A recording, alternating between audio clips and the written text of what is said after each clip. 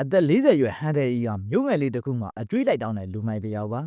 ။သူလုတ်ကင်နေတဲ့ငွေတိုးချီးတဲ့လုပ်ငန်းကြောင့်မြို့ထဲကလူတွေတော်တော်များများကသူ့ကိုကြောက်ကြပါတယ်။ဒါပေမဲ့အပြင်ဘက်မှာသာကြမ်းတမ်းပေမဲ့သူ့မှာကူညီတတ်တဲ့စိတ်စေတနာကောင်းရှိတာကြောင့်သူ့ကိုချစ်ခင်သူတွေလည်းရှိနေပြန်ပါတယ်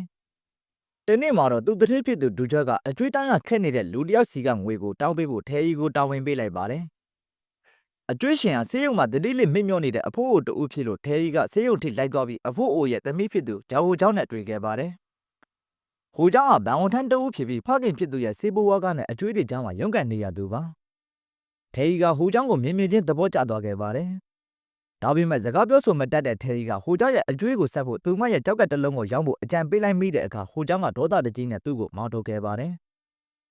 ဟိုเจ้าအပေါ်တနာစီဝင်နေတဲ့ထဲကြီးတယောက်သူ့ရဲ့ခံစားချက်တွေကိုဘယ်လိုထုတ်ဖော်ရမလဲမသိဖြစ်နေခဲ့ပါတယ်။နောက်ဆုံးမှာတော့သူကအကျွေးစာချုပ်အဟောင်းကိုဆိုးဖြဲပြီးစာချုပ်အသစ်တစ်ခုကိုဟိုเจ้าထံကမ်းပေးခဲ့ပါတယ်။အကွက်တွေချထားတဲ့အဲ့ဒီစာချုပ်ရဲ့သဘောတူညီချက်ကတော့ဟိုเจ้าကသူနဲ့တနာရီဒိတ်လုံတိုင်းအကွက်တစ်ကွက်ကိုအယောင်ချဲသွားရမှာဖြစ်ပြီးအကွက်တွေအားလုံးပြည့်သွားရင်ကျွေးကြည့်ပြီလို့ဆိုပါတယ်။အစာပိုင်းမှာတော့ဟိုเจ้าကလက်မခံပေမဲ့တခြားနည်းလမ်းမရှိတော့တဲ့အစုံထဲကြီးရဲ့ထူးခြားတဲ့ကမ်းလှမ်းချက်ကိုလက်ခံလိုက်ရပါတယ်။ဒီလိုနဲ့သူတို့နှစ်ယောက်ရဲ့ဆက်ဆံရေးကတဖြည်းဖြည်းတိုးတက်လာခဲ့ပါတယ်။ထဲကြီးကဟိုเจ้าရဲ့ဖခင်ကိုကိုယ်တိုင်ကိုယ်ကျပြုစုဆောင်ရှောက်ပေးခဲ့ပြီးကြမ်းတမ်းတဲ့သူ့ရဲ့အမှုကျင့်တွေကဟိုเจ้าကြောင့်တဖြည်းဖြည်းနုညံ့ပြောင်းလဲလာခဲ့ပါတယ်။ကိုเจ้าအတွက်လူကောင်းတစ်ယောက်အဖြစ်နေထိုင်ဖို့ဆုံးဖြတ်ပြီးလူမိုက်ဘွားကနေအနားယူတော့မယ့်အကြောင်းသူတစ်ဒူချုပ်ကိုသွားပြောခဲ့ပါတယ်။ဒါပေမဲ့ဒူချုပ်ကသူ့ကိုနောက်ဆုံးအလုပ်အနေနဲ့လောင်ကစားဝိုင်းကြီးတစ်ခုကိုတာဝန်ယူပေးဖို့မြူဆွဲခဲ့ပါတယ်။ထဲကြီးကဟိုเจ้าရဲ့ဖခင်အသက်အာမခံခြင်းငွေတွေအပါအဝင်သူ့ရဲ့စုငွေအားလုံးကိုဒီလုပ်ငန်းမှာရင်းနှီးလိုက်ပါတယ်။ဒါပေမဲ့ဒါဟာဒူချုပ်ရဲ့အကွက်ချစီစဉ်မှုတစ်ခုသာဖြစ်ခဲ့ပါတယ်။ဒူချက်ကငွေတွေအားလုံးကိုလိမ်လည်ပြီးထွက်ပြေးသွားခဲ့တာကြောင့်ထဲကြီးတယောက်အရာအားလုံးဆုံးရှုံးသွားခဲ့ရပါတယ်။အရှက်ရပြီးဒေါသထွက်နေတဲ့ထဲကြီးကဟိုเจ้าကိုအမှန်တိုင်းမပြောရပဲသူ့ကိုလက်ထပ်ဖို့စိတ်ကူးမရှိခဲ့ဘူးလို့ညာပြောပြီးအဆက်အသွယ်ဖြတ်ခဲ့ပါတယ်။အဲ့ဒီနောက်ရံပွဲတစ်ခုဖြစ်ပြီးထောင်ကျသွားခဲ့ပါတယ်။နေ့အနှဲငယ်ကြာမှတော့ထဲကြီးတယောက်ထောင်ကနေပြန်လွတ်လာခဲ့ပါတယ်။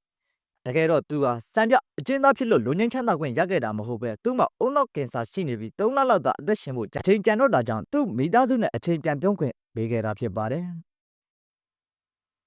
ထဲကြီးကသူ့ကိုလိမ်လည်သွားတဲ့ဒူချုပ်ကိုရှာဖွေပြီးငွေတွေပြန်တောင်းခဲ့ပါတယ်။ကြားလာတဲ့ငွေတွေကိုဟိုเจ้าစီပြန်ပေးပြီးတောင်းပန်ခဲ့ပေမဲ့ဟိုเจ้าကလက်မခံခဲ့ပါဘူး။နောက်ပိုင်းမှာတော့ဟိုเจ้าကထဲကြီးရဲ့ယောဂအကြောင်းနဲ့သူဘာကြောင့်သူ့ဘဝထဲကနေထွက်သွားခဲ့ရတယ်ဆိုတဲ့အမှန်တရားကိုသိရှိသားတဲ့အခါမှာတော့သူ့ကိုခွင့်လွှတ်ပြီးသူ့ရဲ့နောက်ဆုံးအချိန်တွေကိုအတူတူဖြတ်တန်းဖို့ဆုံးဖြတ်ခဲ့ပါတယ်။ထဲကြီးကသူ့ဘဝရဲ့နောက်ဆုံးအချိန်တွေကိုသူချစ်ရတဲ့ဟိုเจ้าသူ့မိသားစုနဲ့အတူတော်ရှင်စွာဖြတ်တန်းခဲ့ပြီးနောက်ငြိမ်းချမ်းစွာထွက်သွားခဲ့ပါတယ်